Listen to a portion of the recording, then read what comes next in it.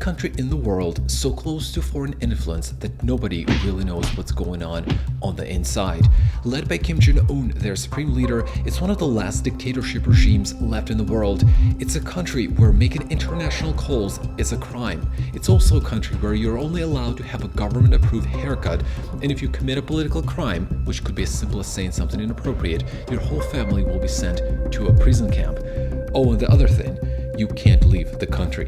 Today we're going to look at North Korea's state of technology that is available to normal citizens who live there. What kind of phones do they use, how they access the internet, and what operating systems and computers are available there.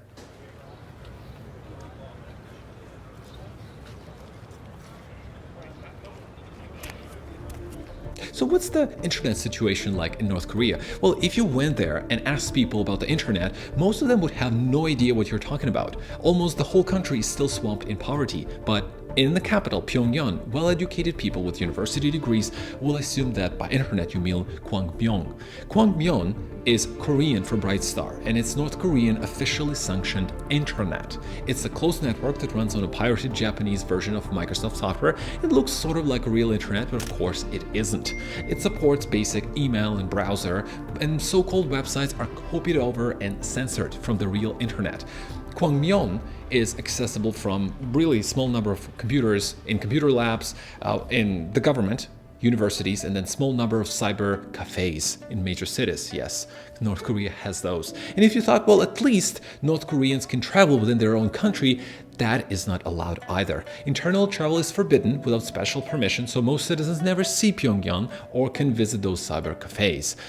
Even to get a computer that gives you access to the regime-controlled internet, you need an official permission. And by the way, all computers not made in North Korea are forbidden too, unless you are a highest of elite and rules of the regime don't apply. The only acceptable computers in North Korea are produced by a company called Morin Panda, a government-run company that makes only a few thousand of them every year. All of them run a Linux-based system called Red Star, which according to German security researchers Grunov and Schiess include a word processing app, aka Word, calendar, music composition service, all of these things, because North Koreans use USB sticks smuggled in from China to swap films, news, other media illegally. Then OS also watermarks the files, meaning that they can be traced when transferred to other machines.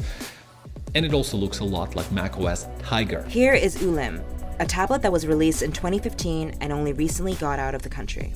Is basically a very cheap, common Android tablet PC. This tablet is engineered to prevent file sharing. It only reads two types of files, one that's created or signed by the government and another by the user. When I click on a file that has not been created on the device or is not signed by the government, then the following happens. It says, "This is not signed file."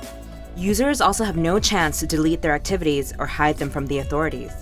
The system takes random screenshots of their browsing history and other apps. You might wonder why a regime doesn't allow people to access the real internet. Well, one of the pillars of Kim Jong-un's vice grip on the lives of North Koreans is obviously propaganda. Photographs and videos are tightly coordinated, and there's no independent media, no satellite TV, no foreign newspapers and radios can only broadcast their supreme leader.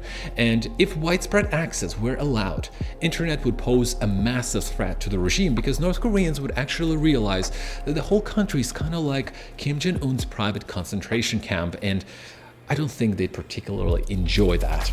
But in recent years, some internet access has finally been extended to elite universities. And Eric Schmidt in 2013 visited North Korea when he was Google chairman, and he was showing elite students accessing Google at the university. But it only took him a second to realize that they were watched by the regime-controlled North Koreans at all times. And Eric's daughter, Sophie, picked up on something else. She said no one was actually doing anything. A few scrolled and clicked, but the rest just stared into the screen. And when Eric and media folks walked into the room, none of the students looked up from their desks. Not a head turn, not an eye contact. They were like statues. Well, here's the thing. North Koreans learn self-censorship from an early age. It's a key to survival, so few would ever dare attempt to sneak visits to websites that would get them in trouble. The stakes for their lives and the lives of those families are too high, because in North Korea, if a person is found guilty of doing something against the regime, the whole family is sent with them to a concentration camp, and there's already 200,000 people there. But there is a small group of elite who can access the real internet.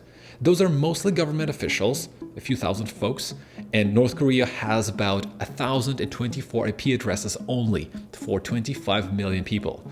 In comparison, of course, US has billions of IP addresses. But if you work in propaganda, or you're a media specialist or North Korean hacker or technocratic researcher, you will get access to the real internet.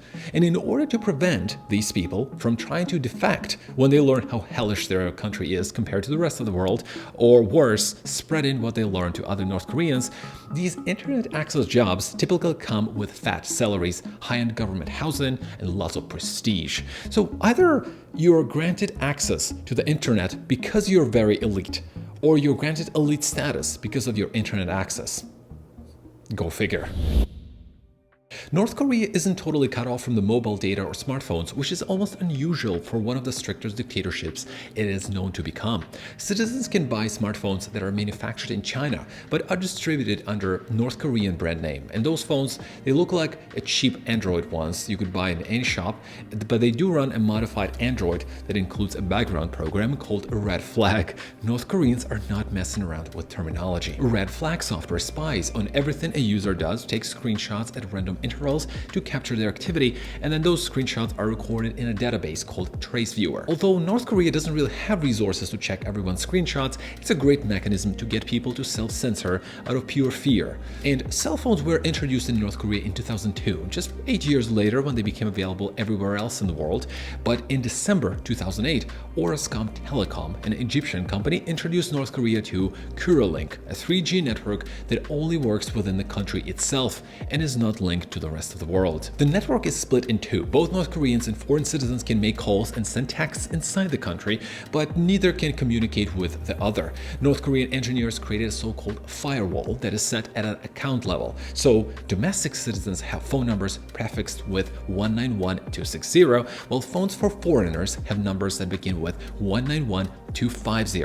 And if you're a North Korean who wants a phone, you must pass a rigorous registration process and screening and then you'll be eavesdropped and snooped around by regime at all times. That comes as standard. Besides the fact that you have to show pure love to your supreme leader, you can't make international calls. It's considered a crime in North Korea, and there were reports in 2007 that a North Korean factory boss was executed by a firing squad in front of 150,000 people after being accused of making international calls on 13 phones he installed in his factory basement. Although some North Koreans who live close to China, they've used imported SIM cards and they can still call relatives who successfully fled the country. According to Amnesty International, it's probably not a good idea because if regime tracks you down, we know what's gonna happen. And so this was internet and phone situation in North Korea. Thank you guys so much for watching. I hope you enjoyed this little video. Please leave down a comment. What do you think about that? And I'll see you in the next one.